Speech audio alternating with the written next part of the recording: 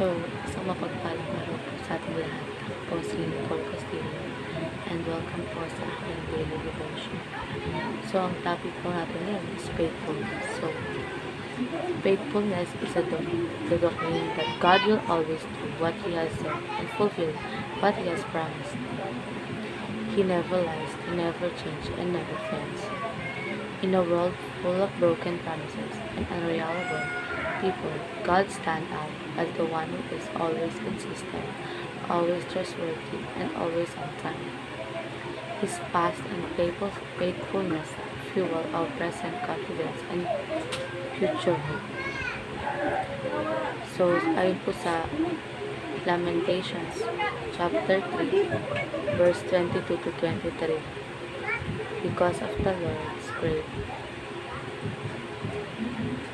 love, we are not consumed, for His compassion never fail. They are new every morning. Great is your faithfulness. So, ayon po sa ating katuruan, God is a promise keeper. So, ang gusto po natin is tumutupad sa mga kanyang pangako. So, kung ano yung sinabi niya, gagawin niya. Kahit gaano pa katagal, hindi siya nakakalimutan. Kahit sa panahon na parang walang nangyayari. So, God is still working. Kasi faithful siya sa mga promises niya. So, para naman po sa next is God's faithfulness sustains us. So, ang katapatan daw po ng Diyos is nagbibigay lakas sa atin araw-araw. So, hindi natin kaya on our own. Pero dahil tapat siya, hindi niya tayo pinapabayaan.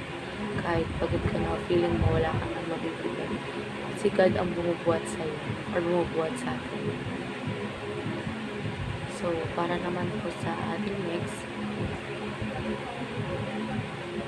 God is unchanging, then now, and forever. So, hindi nagbabago si Lord or si God. Siya pa rin ang Diyos ng nakaraan, ng kasalukuyan, at ng hinaharap. So, siya yung past, present, and future. Kung paano siya kumilos noon, ganun pa rin siya ngayon. Consistent ang pagmamahal at katapatan sa atin ng ating Panginoong Diyos. So, para naman po sa ating applications, remember how God has been faithful in the past. So, balikan mo yung mga panahon na sinagot ni God ang panalangin mo. So, yung akala mo, wala nang pag-asa, pero nag-provide siya. Yung feeling mo na mag-isa ka, pero pinaramdam niya na kasama mo siya. Let those moments remind you, if He did it before, He can do it again. So next po, endure the present with God's sustaining grace.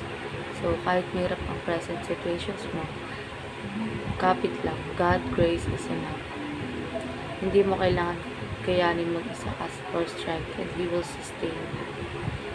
Isang araw lang muna, then another, and another. Kasama siya palagi. So, for the last is, face the future by relying on God's faithfulness. So, hindi mo alam ang mangyayari bukas. But, you know who holds you tomorrow. Kaya may peace, hindi mo hawak ang future, pero alam mo kasama mo siya. Or kasama mo si God. And since He is faithful, you can move forward with courage. And alam ko maraming salamat.